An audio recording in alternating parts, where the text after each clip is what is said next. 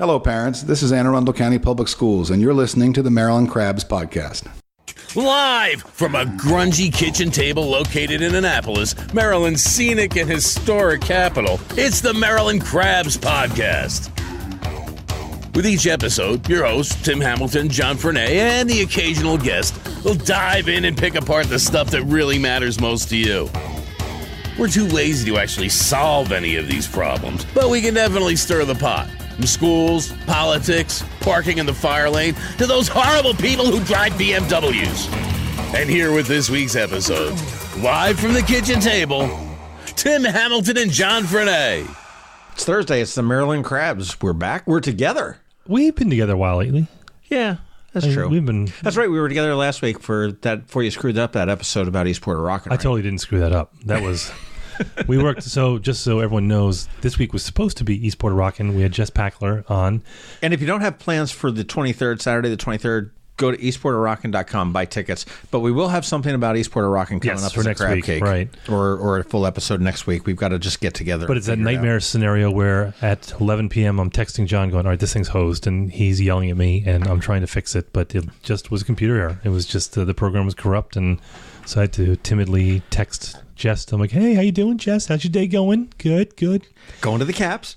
Hey, by the way, so we will have something about Eastport Rockin', but like John said, go to their website and look at the lineup they have, which is actually really impressive. It looks like a great time. It does. So, and it's always the best local chill festival. Best money you can spend for Eastport. It's a lot of fun. Yeah, I think it's the most obvious of all of our festivals, except for maybe the Tug. I think that's a big one when you talk about local festivals. Mm-hmm. I think it's Tug than Eastport Rockin'. Yeah, the Tug's not really a festival though. I mean, no. It's just I've never gone to that. No, you loser. It's early on a Saturday. You're like a Anne Arundel Countyan.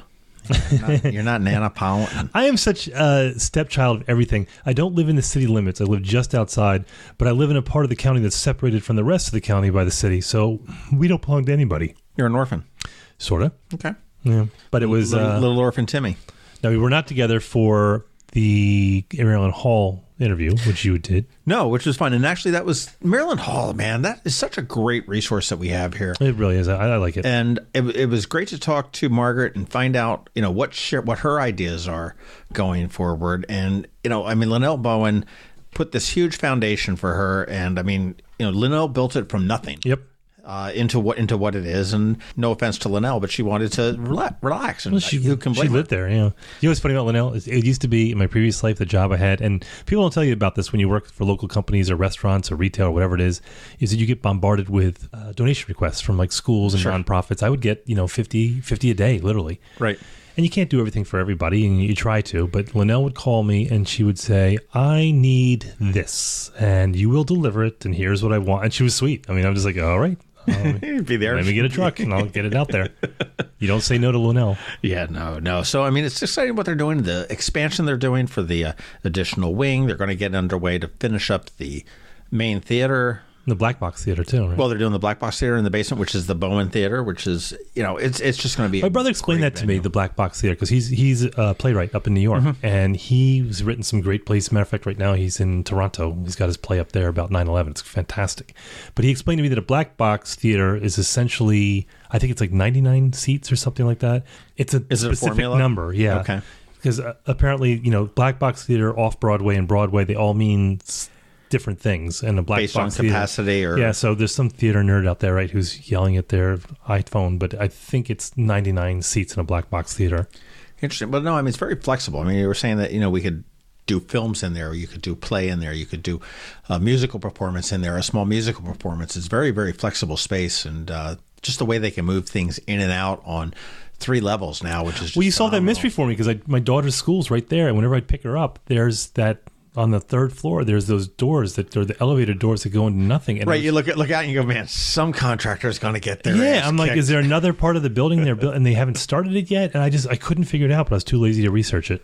Yeah, that's essentially if there's a large set piece that needs to come in, they can use actually a crane off of the back of a truck to lift it up and put it in there. We were actually talking about this when we were talking to the folks at Eastport Rockin' and Jess, and we were just saying that how we do have a lot of these things in town, from theater. We have several theaters that a lot of people aren't aware of, and they don't take advantage of. It's too bad. We have an opera company here in town that's top rate.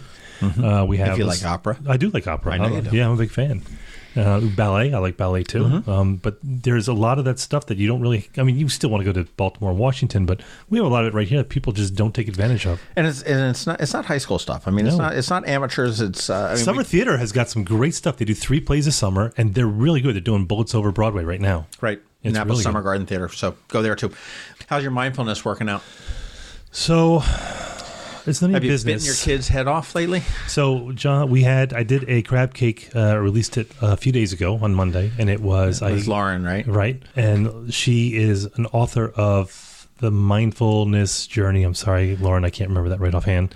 The new National Geographic But it was, book. yeah, it was by National Geographic. It's about mindfulness. And John sent me the email. He's like, yeah, I really think you need to handle this, and you really need this, because I am a little bit tightly wound, just a bit. And so I made a deal with Lauren, that I was going to try this out, and then we're going to touch base, and I'm going to do that. Because I actually tried it for the first day, and then I can't be alone with my thoughts. It's just not good. I'm gonna try. We'll check back, but in the meantime, go listen to that crab cake. That was actually very interesting. She was lovely. She was great. Yeah, it was a lot. It was a fun one. I can't tell you the number of people who texted me after that, and a bunch of people, and said, "Yeah, you really need this." And at first, I'm like, "Oh, thanks." And after like the 5th person was getting defensive, I'm like, "You know what? Screw you." And they're like, "Say, you really need this." It's fail. And another good thing, I listened to Scott McMullen had a new podcast episode out. Oh, I didn't listen to it and yet. he turned the tables. He had Ray Hoffman. Oh, good Ray. Interviewing him, and it was all about his life on the campaign trail. Huh. And they've done that before, though, haven't they? No, not on. Well, he did. Josh Davidsburg. Josh Davidsburg. Yeah, that's right. But it was interesting, and how he did it, and he was talking about stuff he didn't know and what he wants to do and everything else if he's elected to the District 6 councilman. And one thing that just absolutely stunned me is he was walking in a neighborhood with a guy that's running for clerk of the courts, knocking on doors, and somebody was like, well, no soliciting. He says, well, we're not soliciting. We're doing, political stuff. And they found out he was a Democrat, and this guy spit on him. Did he really?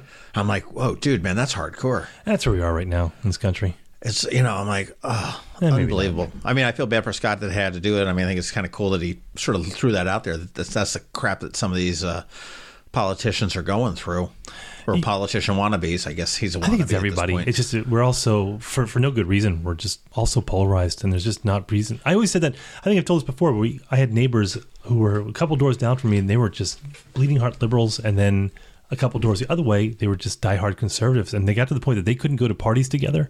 Just because they just despised what each other stood for. And they lived the exact same lives. Their kids went to private schools. They drove the same cars. They made the same amount of money. They mowed their lawns. Like everything in their lives were the exact same. But except for how they voted. Except they couldn't be in the same room together. That's crazy. Well, if you want to be in the same room together with a bunch of politicians, you had plenty of opportunity last night because we dumped 2 or 3. I think it was like, I lost count. You were a busy boy. But we again, what we did is we picked out several races. He's using the word we, the royal we. We did. We picked out several races that were interesting to us, and people asked us, "Well, how did you pick that, and why didn't you pick this?" And because it's our damn podcast, and we can do whatever the hell we want. Yeah, mindfulness. There you go. You could use it. Yeah. It's peaceful. But no, we picked out several interesting races that we thought would be, maybe they were competitive, maybe they were controversial, maybe there were people that were involved that we knew personally that we liked or that we didn't. That'll give Scott some food for thought there. He's going to text me 15 times today. Thank you. But yeah, if you're interested in finding out what the candidates are all about, give them a listen to. Find your candidate that you would like to know a little bit about. Let's give him a little more information. So what John did is that he picked the races and he sent out an email to everyone who's running. Yeah, and what it is that we figured we couldn't do the debates like we did with Annapolis because there's just so many races and so many candidates. And I mean, there's some candidates that have 7 people running. So what we did is we said, let's just give them the floor and said, hey, why do I vote for you? And that was the question. And they had up to 10 minutes. And at the end of 10 minutes, we hung up on them. And I got some sense of satisfaction hanging up on a couple of them. So it was very interesting. Most of them were a little bit shorter than that. Others went pretty close to the 10 minutes, but they could, either they could diss the people that are currently in office. They could say what they want to do, their backgrounds. It was their 10 minutes to use as they saw fit. As they wanted. Nobody sang. Nobody told jokes. It would have been more entertaining. Yeah, I'd like to. I was waiting for someone to be kind of outside of the normal, realm and just kind of do something crazy. Didn't happen. We gotta get Bobcat Goldthwait to run. I love Bobcat Goldthwait. I'm a big fan. When you get him to run as a candidate, he's a brilliant guy too. Yeah, he really is. He's a great comic. So the people who responded, some people didn't respond. Right. And if you go to the MarylandCrabs.com or you go to Ion Annapolis, we're going to have posts we'll have all of the interviews all in one single post. And we totally call out those that were non-responsive. And for those that are non-responsive, I encourage the people that are listening just to take that for what it's worth. Why wouldn't they want to talk and tout their own horn? I don't know. You figure that out. And there were a couple of people that actually we had scheduling conflicts, and I will update them. Mm-hmm. They said, okay, yeah, let's get together. Let's do it. And it just hadn't happened yet, but it probably will after we release them. And I will update them, but I did note them on there too as well. Yeah, so it's very informative. So you can get in there, you can pick the people that you want, and if you subscribe to us, of course, your phone is filled with them right now. So go to your app and you'll see them just stacked up there. But go outside of your comfort zone, and if you already know who you're going to vote for, listen to their opponent and see what they have to say. Where I get tired, because we do a lot of this, is that you hear a lot of the same platitudes, you hear a lot of the same stuff put out there, saying I'm for the schools, I'm for the environment, I'm for fiscal responsibility and all these things. And after a while, I want to say, all right, I want to hear specifics. I want to hear this is what people have been promising for a long time. Let's hear something that's new. And, that's where I would challenge people. So if you have someone in mind that you're going to vote for, do yourself a favor, go listen to their opponent and just see what they have to say. Right. Oh, and one super important thing here is there was no editing on them. Nope. I turned around, I gave him a question. I said, hey, why do I vote for you? And I started a 10-minute timer. And that was it. And actually, in some times you might even hear the timer go out. You hear beep, beep, beep, beep, or something like that. But it's, there was no editing there. And I kept telling them, I said, if they got into a coughing fit or something like that, I would take that out. But nobody did, and there was no editing. So it is what it is. When they struggle, when there's pauses. Yeah, and actually we should point that out too, is that, we do a lot of editing on these, is that, take out the ums and the pauses, and sometimes we'll hear noise, we'll take that out. And I just stuttered and I just took that out, but you didn't hear it because I just edited that. But whenever we interview anyone who's running for office ever, we don't touch a bit of it, because if there's an awkward pause or if there's a long pause or someone stutters or stammers, we leave that in there because we don't think it would be fair. And not just in the ones that John just did, but in general, whenever we have anyone in here and we're talking to them, we don't edit that at all because we just don't think that would be a fair representation of the moment that they were in. Well, I'll tell you what, let's get into this week's episode. We've yacked enough a little bit, but this one's kind of interesting. This is about Juuling. And when I first heard about it, I'm like, drooling? I do that occasionally. But Juuling, Juuling, it's the kids are doing it. It's a new, I don't want to say a get high type of a thing, but it's a supercharged nicotine buzz that they're doing as young as middle school, and maybe even younger. Yeah, a lot of the kids at my kids' schools, they're getting nailed for this. But the thing is that almost obscure enough that you can disguise it. It looks like a USB flash drive. That, in fact, is how you charge it. And you sit there and you can smoke it. The smoke can be smokeless. It can be scentless. It's almost like a vape pen, sort of, but not really. Holds as much nicotine as a whole pack of cigarettes. And you can and each little insert will have 200 hits. You can actually put other stuff in it, too. So they can smoke weed out of it, too. So we went over to Anne Arundel Medical Center, and we talked to a thoracic surgeon. It was Dr. Cattaneo, and we went up into their studio up on the 5th floor of the Pavilion. Donner Pavilion? Question mark? I think so. I think it was the Donner Pavilion. I get all the pavilions confused. The Blitzen Pavilion. And the Rudolph. Yes. But it's an up and coming. I don't want to make that sound like it's an exciting thing, but it's something that we need to look out for. If you're parents of elementary school kids and middle school kids and high school kids, that's where you need to look out for it. Once it gets out of high school or college, it's pretty much very infrequent. So, but let's talk to Dr. Cattaneo, and we'll be back right after it. Grab a smoke. Hi, I'm Scott McMullen, and I'm running for County Council in District 6 because I was born and raised here, and I want to make a positive difference. I'll fight for our beautiful bay, to fully fund our schools, and to make our communities safe. I'll fight for long-term thinking in planning, and for broad and diverse economic opportunity. I'll make sure your voice is the most important on the County Council. Early primary voting starts June 14th, and the primary day is the 26th. Consider voting for me, Scott McMullen, your hometown option for County Council, District 6. Paid for by Gormley Jericho Bowman LLC and authorized by Friends of Scott McMullen. Do you know what your teens are doing this summer? Don't be afraid to ask. The most recent Maryland Safe and Supportive School Survey shows 3/4 of Annapolis high school students say it was fairly or very easy for students in their grade to get alcohol. Underage and binge drinking is very real in Annapolis. If you give them access to alcohol, you're not cool, but you are liable for the outcome. Create a safe environment for your teens and their friends this summer. If they need to talk, listen. If you need to talk, we'll listen. We're here for you and your children. We're ASAP, Annapolis Substance Abuse Prevention. ASAP facilitates healthy community change, prevents and reduces binge drinking, underage drinking, and alcohol-related auto crashes among youth and young adults through locally led collaborations and evidence-based prevention strategies. Visit us at preventsubstanceabuse.org. This message is supported by SAMHSA and the Maryland Behavioral Health Administration. We're here up on the 5th floor, I think, of Anne Arundel Medical Center in the Belcher Pavilion with Dr. Stephen Cattaneo, who is a thoracic surgeon here. And we're going to be talking about something that I had no idea existed until about 2 weeks ago called Juuling. And it's not a bedazzle. It's not something that you see on late night TV. It's not something that you can do on your clothes. And it's something that's very concerning both to the school districts as well as to health professionals and law enforcement, right? Absolutely. And John, thank you for having me here. No, well, you're having me here, but that's it's your house, not mine.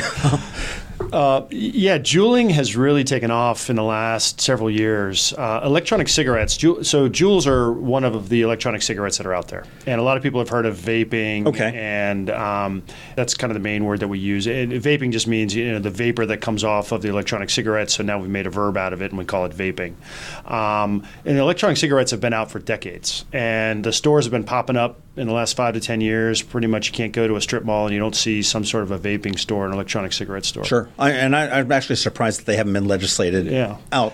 But it's pretty amazing. And a lot of the electronic cigarette legislation sits kind of beneath all of the other tobacco legislation. And so the FDA, the Food and Drug Administration, is in the process of working on more legislation for electronic cigarettes, which is going to capture Juuls, which has become the hottest thing on the market. Okay, so Juuling is a separate thing from, there can be somebody that wants to smoke and they vape because they don't want the harmful effects of a cigarette or a cigar or a pipe or something like that. There are kids that do it to look cool. With the vaping, it is a combustible thing, correct? It's heated. So heated. It is combustible liquids. But just to be clear, Juuls are a type of electronic cigarette or a type of vaping device. So Juuling is just vaping on a Juul, for lack of a better So there's no real difference between a vape pen that I would buy at a vape store and a Juul other than the appearance of it. Yeah, not really. They're very similar in how they work. Interestingly, when the original electronic cigarettes came out, they were sort of set up as a maybe healthier alternative, and we can come back and talk about that if you want, but maybe a healthier alternative to real cigarettes. And they made them look like cigarettes because they really made an effort that they wanted smokers to be interested in these things that looked like you were smoking a cigarette. You would inhale, the tip would light up, you kind of got that same feeling, same weight, same sort of shape. Sure. The Juul is the flip of that. This is the electronic cigarette for today's kids that it looks like a zip drive that you would plug in the side of your computer. These things are made to look like a flash drive. It's a little bit longer, but the average parent isn't going to realize that this isn't just something that you're storing. So is this made, in your opinion, to deceive? Deceive's probably strong. I think it's made to be much less conspicuous. And while the manufacturer goes out of their way to say, look, this is for adults, there are clearly some advantages for younger kids who want to conceal what they're doing. Because this thing doesn't look like an electronic cigarette. Sure. It plugs into the side of your USB drive actually to recharge the device. And it's being used all the time now in schools. Teachers turn their backs. Students are holding them under their jackets, blowing out the vapor so no one can really smell it. And they're taking hits of nicotine-laden cartridges. And this is something a kid can walk into the front door of the school with this USB Juul drive plugged into his computer or his laptop, and nobody is more the wiser. That's right. And so part of the challenge is, no longer can parents just be on the lookout for typical cigarettes or I smell it in their back room or something like that. But now these are devices that look like many other things that we're using on our laptops, and it's actually very harmful. Just sitting on the desk, there's a smoking device that looks just like... Yep. I mean, there's subtle differences, but if a parent caught a kid with this thing, they could easily put it off as, look, this is just my flash drive. It's not that obvious. So what goes in it? What is the harmful? Well, so that is still being worked out, to be fair. So basically, the way a Juul works is it has a heating element and then a vapor cartridge that attaches to the end of it. And interestingly, although the company doesn't market to kids and young adults, the flavors that are sold in the pack come as creme brulee, fruit punch, cool mint, and then one called Virginia tobacco, which is supposed to replicate the taste of regular tobacco. So obviously some of the popularity, and then they have occasional other flavors like mango, et cetera. So clearly these are flavors that are interesting to teens and young adults. And the item that's in the Juul, that's just a high dose of nicotine? Is that what? Yeah, so one of the components of the Juul is nicotine. And these cartridges that plug into the end of the device supposedly last about 200 hits or puffs. And the nicotine in one of those cartridges is the equivalent of a pack of cigarettes. And so this is like the carfentanil of the heroin set, if you will. I mean, you've got a super dose of nicotine. And part of the problem, again, is nicotine is exceptionally addictive. And I've been I have kids ranging from 11 to 15, and so they get to listen to me sort of pontificate about these kinds of things all the time. But one of them did a project on Juuling since we started talking about it and found that nicotine is considered more addictive than cocaine and heroin. And the cigarette manufacturers knew this years ago, and part of the reason they got into so much trouble with the tobacco legislation, et cetera, was that they were adjusting the level of nicotine in cigarettes to keep people addicted to wanting to buy cigarettes. And so nicotine is exceptionally addictive, and it gives people a quick buzz or a quick high, and you don't feel like you're doing anything bad that's harming your body. The problem is nicotine does have developmental effects on the growing brain, and unfortunately, even though our teenagers think they know everything and that they're fully mature, their brains, and maybe they do, but their brains are not completely mature until they're in their 20s, and so they're getting the harmful effects of nicotine, which is going to affect potentially their future personalities and behaviors, et cetera, but they're completely unaware, and they think they're just doing something that's cool, but not realizing that there are significant health consequences. Now, is Juuling strictly nicotine? Are they modifying these? Well, there's other chemicals. All electronic cigarettes are currently being evaluated by the FDA. There's been no final decision as to how harmful. You brought up earlier, a safer alternative to cigarette smoking, maybe, but we don't actually know the answer to that.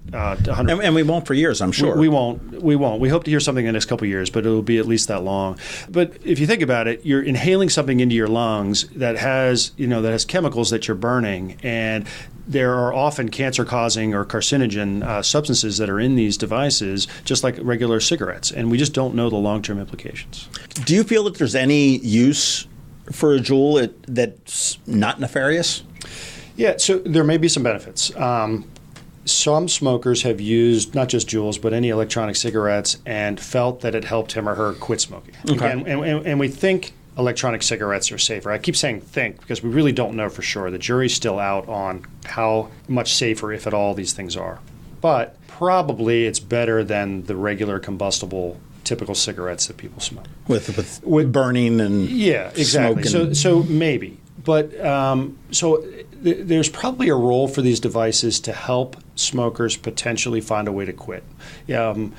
Smokers try many different methods, and there's different things for each person. And so maybe electronic cigarettes and Juuls fit into that. So there may be some benefit.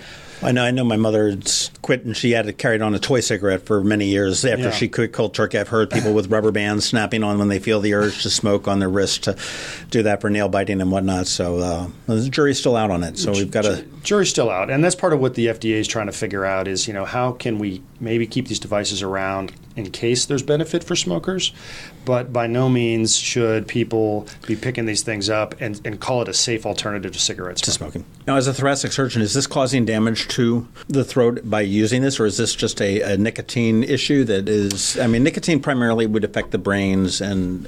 Yeah, nicotine can affect small blood vessels and other things as well.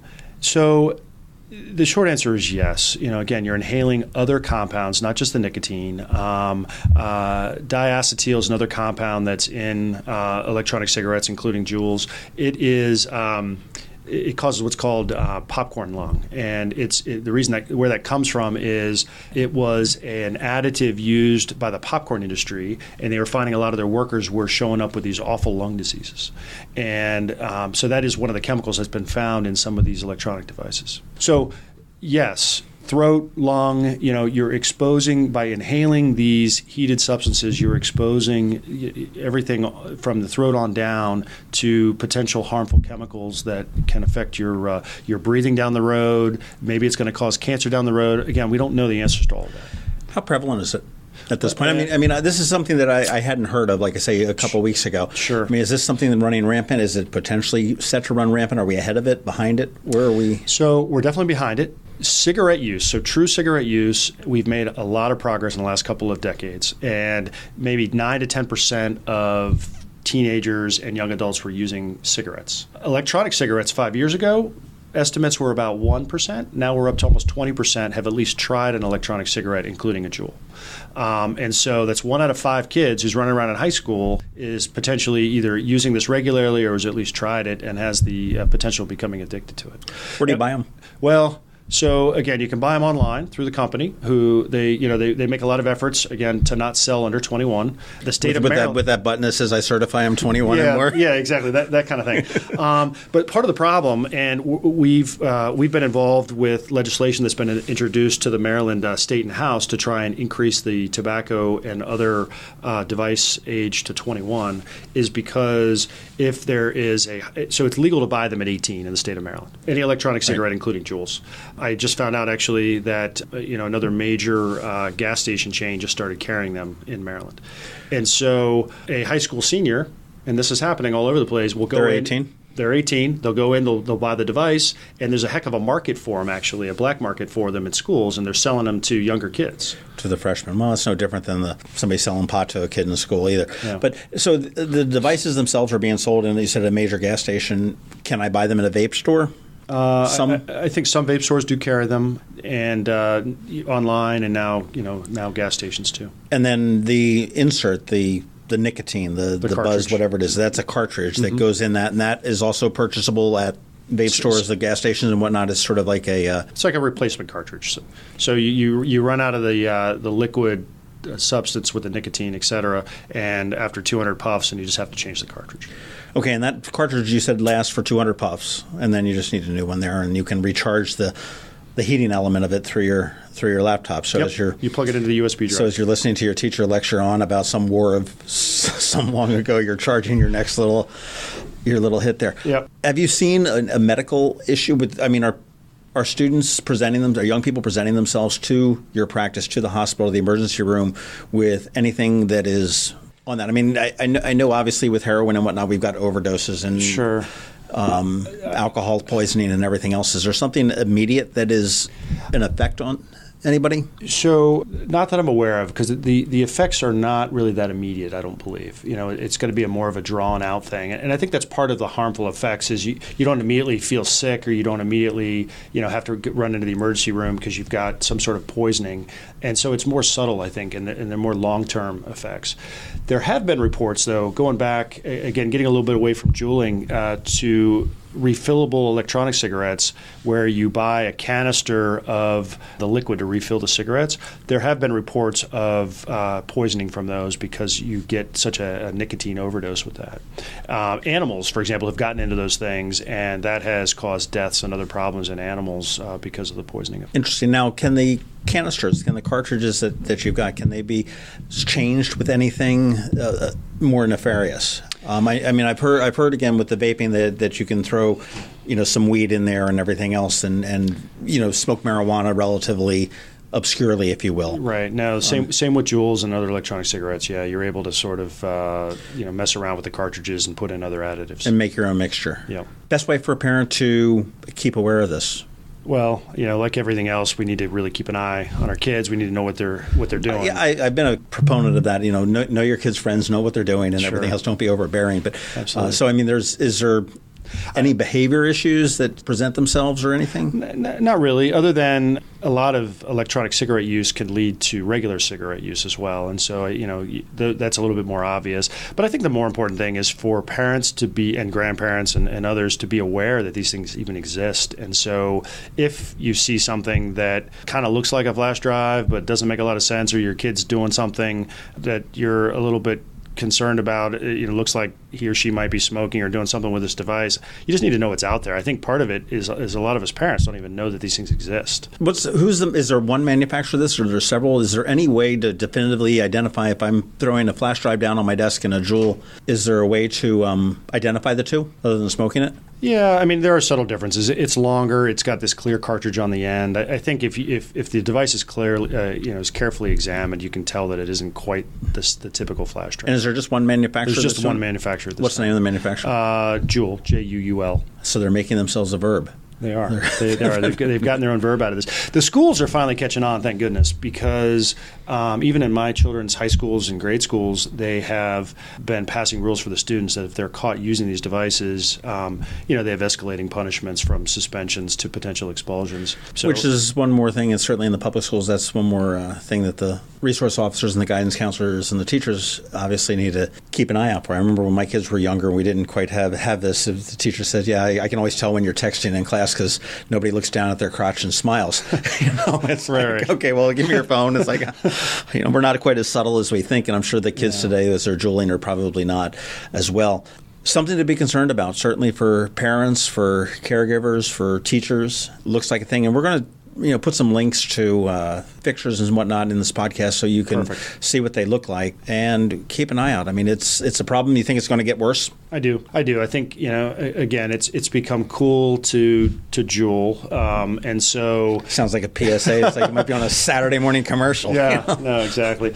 And unfortunately, it's really taken hold in the schools. And... really trying to get a young kid to understand that, hey, this might feel good right now, but boy, this has got some long-term consequences. That's hard. I mean, it's like everything else. When you're young, you're indestructible, and you don't realize the long-term implications. And so it's a conversation you need to be having, though. Well, one thing actually I just thought about this is this restricted to young children? I'm going to say the under 18 set, or the 18 and under set for the most part, do you think? Well, it's gained a lot of popularity there, but it's also in college campuses. Juuls are very popular now as well. So it's not strictly just the grade school, high school. So probably not so much in the young adult that's maybe out of college, just starting their career or whatnot. I mean, at that point, I guess they can drink and smoke and whatever they want to do on their own without having to be a little sneaky about it. Yeah. Interesting. Very interesting. Well, Dr. Stephen Cattaneo, thoracic surgeon at Anne Arundel Medical Center here in Annapolis. Thank you for, I don't know what to say, thank you for turning me on to this, but certainly thank you for letting us know what, another thing that we need to look out for as parents here. And Juuling, Juuling, looks like a funky flash drive. Beware. Thank you. Did you ever smoke? No. I've tried a couple cigarettes, smoked some weed in high school and college, but no. I tried cocaine once, hated it. I was just picturing that. Just you with powder all over your face. Just freaking out. Okay. Funny story. My first time with a bong, I wasn't quite sure of the You drank it? I wasn't quite. Well, I did that on a dare once, but I wasn't quite sure how it worked. And I'm looking, and I'm seeing bubbles and smoke and this contraption with the tubes and everything else. And my only experience with bubbles and cylinders and everything else before was like a cup with a straw.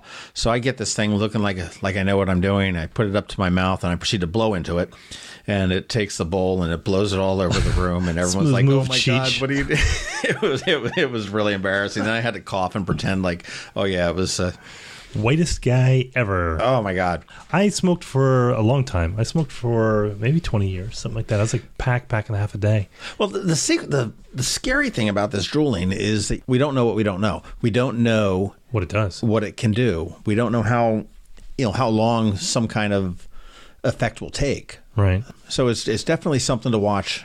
Well, it reminds me like the 1940s when they're sending pregnant women home with packed cigarettes, like smoking lucky. When I was a baby, I've got all sorts of pictures of me and a baby with my mother, and I think I came out and she grabbed a cigarette, but because there's no picture her holding me or feeding me or anything where she doesn't have a cigarette in her hand. And at one point, she was up to 6 packs a day. Wow. My father-in-law just passed away, and it wasn't lung cancer, amazingly enough, but he was a 3-pack-a-dayer. Yeah, my mom had no touch of lung cancer or anything like that when she died in her mid-80s. Some people are like that. Well, she quit though, didn't she? She did. She quit when she was 60. She quit cold turkey. Ugh. And she had for about 3 years, she carried a fake plastic cigarette. Yeah, I can see that. A toy thing, because it had to be something in her two fingers, between her FU finger and her pointer finger. And that was always... That was the hardest thing I ever did. I quit when Kath and I got married. She said, we're quitting. And I'm like, all right. And I didn't agree to this, but okay. So I did the patch. Okay. And I got off smoking, but I was just never really happy with it. And then she started sneaking, and I caught her. So then, out of spite, I started smoking. Yeah. But then I quit right when the kids were born. I'd started again, and for me, it was just because I was a lousy addict. It wasn't the stress. It wasn't anything. It's just, it was the nicotine. I wasn't a social smoker where people are like, you want to go out and grab a smoke? I'm like, no, I want to go up by myself and get the nicotine in my body, and that's it. But that's what scares me about this so much is the nicotine delivery system, is that the cigarette companies figured out, if the smoking is now the smell and everything else, you can't smoke anywhere. Let's make this as easy as we can, and let's manipulate the nicotine delivery system. And absolutely, and there's still insidious. I don't believe in it, but if there's a hell, there's a special place in hell for these companies. Cigarette manufacturers. Yeah. Well, I mean, Dr. Cattaneo said there was, they say that they're not marketing to kids. Of course they are. But they turn around and they've got the wonderful. We got bubblegum. The vodka company, bubblegum vodka. Yeah, they're all do. And that's how Starbucks too. Starbucks isn't coffee. Starbucks is liquid candy. Mm-hmm. They're marketing to, Generation Y and the millennials, but they're marketing these kids and they're getting them early. And so, I can't tell you the number of kids that I see with that obnoxious cloud of, vape kind of going out. I met somebody at City Dock Coffee over at Baydale Drive the other day, and we were sitting at the table, and there was I say a kid. There's a guy vaping out front, and when he would exhale, it's so trashy, just this gigantic plume of smoke, and I caught it out of the corner of my eye. It smells like vanilla. Well, I couldn't smell it. I was inside, and he was outside, but I caught it out of the corner of my eye, and I'm like, oh, is my car on fire? Oh no, it's just a dude around the corner vaping. I put the fear of God into my kids about this because I told them if I have one cigarette now, I would be back to smoking after 15 years or whatever. Mm-hmm. I would be back to smoking in a second. It's that insidious. You're never free from it. So I tell them, don't fool with it, don't play with it. And they have a really healthy attitude about it. And not many kids do it. But they tell you stories at the bathrooms at their schools, that sure. They've taken the doors off because... Yeah, Broadneck did that with the Juuling issues. Well, they did that when we were kids, too. I went to good counsel, and they took the doors off because everyone was smoking. Where's that, in Montgomery County? It's Wheaton. It was Wheaton. So it was not the fun part of Montgomery County. But, keep your eye out if you're a parent. Juuling. Yeah. The latest craze that's potentially more dangerous than eating Tide Pods. Yeah, I think, that's another thing, too. I think that kids are just making stuff up. They're like, tell them that we're doing this now. And the media's like, oh, my God, now they're smoking puppies. They're just making stuff up. That's true. Speaking of Juuling, which sounds like Julie, which is the wife of the mayor, I'm only bringing this up because there's been some explosions on Facebook lately just with city business. I think there's been a bleed over of like city business and city officials and to Facebook pages, and it's almost like a brawl where like in the movies where a fight starts out in a bar and then everyone spills out into the streets, and that's what it's like with Facebook. I'm just seeing like former candidate. When the city comes out with the plan that they did that they claim was the result of 200 people, what they all wanted to see at City Dock, and it included 2 artificial beaches, chaise lounges, fake palm trees and a boathouse and a splash park and everything else. It was no wonder. Well, I think people got inflamed. It's just, but it was funny to me. It was just, you normally see this come out in like a press release, and then it's in the paper, and then people respond, letters to the editor, or even the comments. MD Veritas, you're a horrible person. Just want to say that. I don't want a podcast to go back without me bringing that up. He's awful. Yeah. Horrible.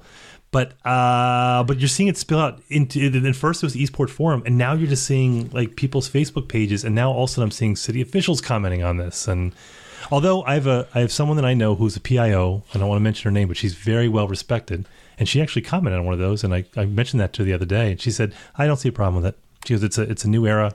I don't see a problem with someone putting out city policy on their Facebook page, or that's where it's I think there's a difference between whether you comment on it or whether you get defensive and jump in the battle. It was getting ugly. It was getting borderline ugly. I'll call a spade I'll call him out. But Brian Callahan, who's the city's economic policy advisor, analyst. I was trying to think what the right title is. But when somebody was critical of it, he would come back in and says, "Well, no, you're wrong." And I'm making up the tone that I thought he was typing with. You're like my wife. You're making voices for people. I think you need to. as a representative of the city and a representative of the mayor, you need to be a little bit more level-headed. I think that's just my opinion. I don't know, but all right, so now I'm thinking aloud. You can certainly engage on them. Think about Governor Schaefer. Governor Schaefer was very aggressive in that way. I mean, this before social media. Remember how he used to pick on Glendenning? Right. Like openly in meetings. True. Well, I mean, my argument on that would be that it would be a different time. I mean, he was the guy that also asked an aide to come back in so he could look at her ass when she walked out again. Yeah, that part I don't believe for some reason. And you know, it was a different time, but maybe we are starting to go into a different time now at this point. I don't know. Well, there's been a general. I'm not going to get on my soapbox, but I'm going to say there's been a general lack of civility, or we've regressed horribly in the last year. That starts at the top and goes down, but we're all just as bad because I just see these Facebook posts where people just get nasty right off the bat. It used to be that anonymous posters, people would get nasty because they were anonymous. And then you would comment on something and you didn't know the person on Facebook, so you'd get into it. Now I see people who know each other that are getting nasty with each other. I'd be interested to see if, like on the Eastport Neighborhood Forum, whether Jessica Packler, how many comments she's turned off, posts she's turned off comments on this year versus last year versus... I had to take a post down because I was being funny and people got fired up. It was still funny. I don't care. It was very funny. Yeah, you got bitch slapped. I did. She was mad at me. She wasn't the first woman that Tim dated said, me. okay, I'll take it down. Yeah, I'm a married guy. I wasn't ashamed, though. What was it? It was you woke up and said, hey, good morning, everybody. What are we going to be pissed off about today? I said, good morning, Eastport. What are we outraged about today? I cracked me up. I swear to God. I still find that funny because there was like a jillion comments. What she got, I think she got a bunch of private messages. Little bit of a flack there. Who did not find me as funny as I do. But I mean, and Gavin's got the whole tax thing. I mean, you know, it seems like we don't know what we're doing with the taxes. I mean, it's 13 cents. No, it's down to 9.9. No, it's 10.5. And I mean, it's the new city manager. I mean, and she's got the accounting background and the forensic background. It's like, hey, I found all sorts of free money, and it's no, but I found the old finance guy. He hid some money, and we got and it's in a coffee can. and the thing that really pisses me off is that the finance committee comes back and says, hey, I think we've got a way to not make the rate as high as we had expected. Bake sale? No. You know that rebricking they were going to do on Main Street? Yeah. That the mayor put on hold because he said he could find a way to do it cheaper? Yeah. They're going to pull it. What about cinder blocks? I mean, they're going to pull it. So, nothing? I mean, here the mayor says that we're kicking the can down the road and we need to address it with a tax increase. Mm-hmm. And I think everybody kind of doesn't agree with the tax increase necessarily, but they agree that we've been kicking the can down the road. And Jared Littman said that on his way out of the council, but they're doing just the same thing. I'm going to put my red Maryland hat on here. They've got to look at cutting cost. They've got to do it. I think it was like a few years ago where you had, I think it was Alderwoman Finlayson, where she said that she would not vote for any budget that had one job cut. And I'm sorry, and I'm not talking necessarily job cuts, so don't just stop with the angry texts and emails. But I'm saying there's got to be cuts we can make. There has to be. And the other thing that was amusing, the Capitol had a piece in there where apparently at the end of the Finance Committee meeting, Alderwoman Shanika Henson, called all the department heads up, which they've all asked for more people because why not? We need more people. Hey, we've got a 20% tax increase. That means more people. And they said, I want you to justify the need for more people. Yeah, and reasonable. And every one of them said that they were essential employees, essential positions. They're critical to the mission of the department. And most of them were already positions that existed that just hadn't been filled. Right. I'm like, well, if they're critical, they're mission critical, and they're essential to the department, and they haven't been filled forever, they can't be that vital. Right. Well, but that's what happened with the recession. Remember the recession, that every business in the country, they had to do more with less. And what happened is when we came out of the recession, the company said, hey, wait a minute, we've been getting along without all these people for the last 8 years. Why fill those positions again? They chew people up while doing it, but I'm not just talking about positions. There's got to be some things that we're looking at within the city. I mean, the budget keeps going up steadily. And at some point, someone's got to say, look, we got to tear this down and rebuild it as far as the budget goes. I mean, there's other things. You can ask the city or the county and the state and the federal government for some more money or some more contributions because of all the things they do. You can go to, you can maybe go to the boat show and say, hey, you need to cough up a little bit more money. I mean, that's a huge moneymaker for them. I'm not necessarily saying that we need to make our budget on the back of any one specific business. And I don't think that's the thing. Maybe it's increasing a alcohol tax in the city by a penny. I know we can't do sales tax, but look at the sin tax or something like that. Well, and I think we talked about this back when Mayor Panelides had that grant he had for all the new police officers, and the people were all worked up about crime, and I think we had always said that I didn't think there was an epidemic, and certainly that once you get these police officers with the grant, what happens when you don't have the grant? You've already bought that, and how do you pay for that? And so that's where we are now. That's what the city went through. That's what the county went through with the fire department. I mean, they had County Executive Shue turned one down because that's great. We can hire 50 firefighters for 2 years, but what happens in year 3? Right. I mean, we might have the money, it might be, but we need to grow responsibly. So I think people worked about the tax because, of course, I mean, I think we've said it about every mayor. Every mayor has inherited kind of a mess, and I would say it started with Josh. He did inherit a mess. I think a lot of it was the administration before, a lot of it was the economy, but he inherited that mess, and then it went down to Mike, and then now we're at Gavin. So everyone's passed this pot down the line. And, so he's saying, I got to raise taxes. And then, of course, you're going to have, Red Maryland, who said it's a tax and spend Democrat. But I'm not saying that's entirely untrue. I mean, I think he's inherited a mess. He had obligations that he had nothing to do with. But at the same time, I think you can say, okay, we can't control the fiscal mess that I have right now, but we got to look at ways to mediate it moving forward. And that is looking at when we cut costs. And I think no one's really done that seriously. Yeah. Yeah, we need another drinking podcast with a bunch of people and talk about this. Who know what they're talking about instead of just blathering on. And talk about this stuff. I mean, we got to see if we get like former Alderman Littman or maybe get him drunk. Former Alderman Pfeiffer, get them tanked up and spilling the secrets. We're going to do that. Yeah, you know what? I'm writing that down. Yeah. By tequila. Throw in one part of Sean O'Neill, 2 parts of Alex Pline, and a Kara McKendrick, just to, I don't know. I think it'd be kind of fun, but we do have some cool stuff coming up. We have a brief interview with the county executive, the lieutenant governor, and the mayor, all talking about them coming together and singing Kumbaya as they do the first annual Sailor Triathlon, which is going to be on July 28th. So we did talk to all 3 of them. And you will want to tune in on that because you will want to know who wears spandex, who wears Speedos, and who does not. Speedote. And we also have an East Puerto Rican episode coming up. We're not quite sure when that's going to happen. Yeah, I got to Jess after. She took it very well, actually. So, because I blamed you. So okay, that's fine. And so we're going to reschedule that because we want to get that out there. Yeah, it might be a crab cake. It might be a full podcast. We're not absolutely sure yet. The funny part too, that was the drinking podcast because why wouldn't it be? It was like 4:00 on a Sunday. Right. So we're at the Commons, and everything. The Commons is great. That's where John does work down there. That's right there on West Street. We do our podcast down there, and that's where it's a shared workspace.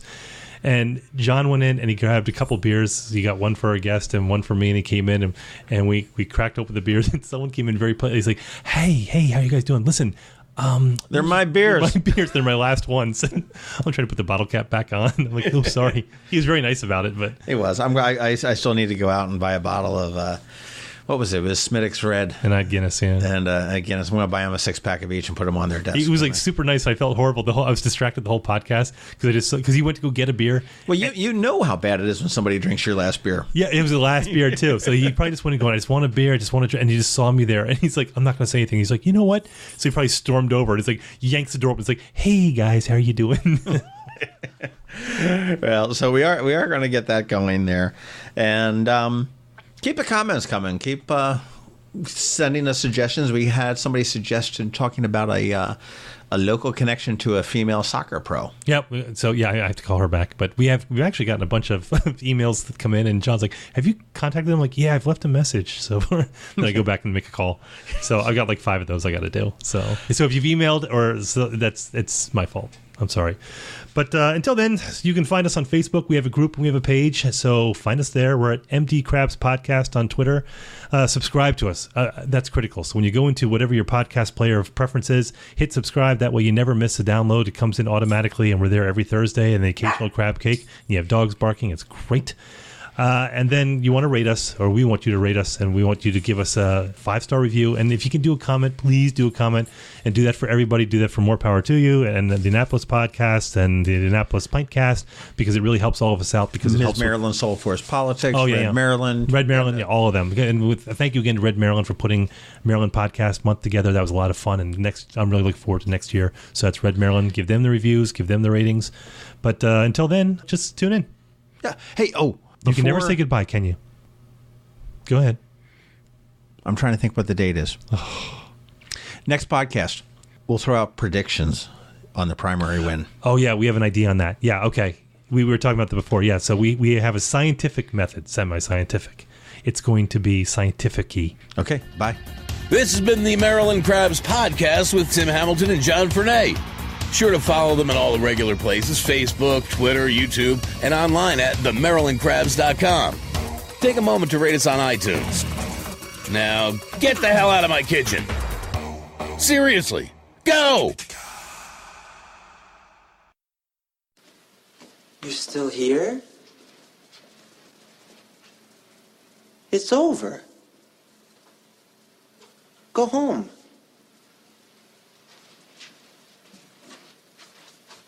Go.